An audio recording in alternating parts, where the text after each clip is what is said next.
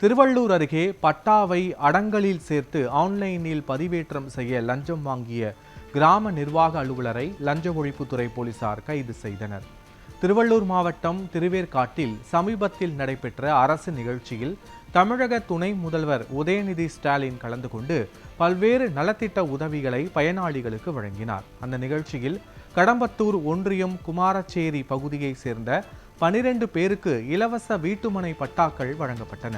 இந்த பட்டாக்களை அரசு பதிவுகளில் சேர்த்து ஆன்லைனில் பதிவேற்றம் செய்ய பட்டா பெற்ற மக்கள் குமாரச்சேரி கிராம நிர்வாக அலுவலர் ஆனந்த வேலுவை அணுகியுள்ளனர். அப்போது ஒருவர் 3000 ரூபாய் லஞ்சம் கொடுக்க வேண்டும் என்பது அவர் கேட்டதாக கூறப்படுகிறது. இதையடுத்து 11 பேர் லஞ்சம் கொடுத்த நிலையில் அதே பகுதியை சேர்ந்த சிவகுமார் என்பவர் லஞ்சம் கொடுக்க மறுத்து காலம் தாழ்த்தி வந்துள்ளார். பின்னர் நடந்த பேச்சுவார்த்தையில் 2000 ரூபாய் கொடுக்க சம்மதித்த சிவகுமார் இதுகுறித்து திருவள்ளுவர் லஞ்ச ஒழிப்பு போலீசில் புகார் அளித்துள்ளார். அதன் அடிப்படையில் ரசாயனம் தடவிய ரூபாய் நோட்டுகளை சிவகுமாரிடம் கொடுத்து கிராம நிர்வாக அலுவலகத்திற்கு அனுப்பி வைத்தனர்.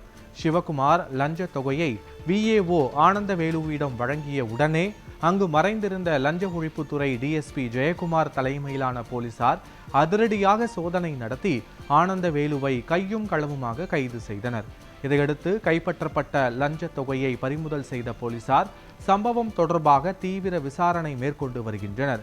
அரசு நலத்திட்டங்களை செயல்படுத்துவதில் லஞ்சம் வாங்கும் அதிகாரிகள் மீது கடும் நடவடிக்கை தொடரும் என லஞ்ச ஒழிப்புத்துறை எச்சரித்துள்ளது.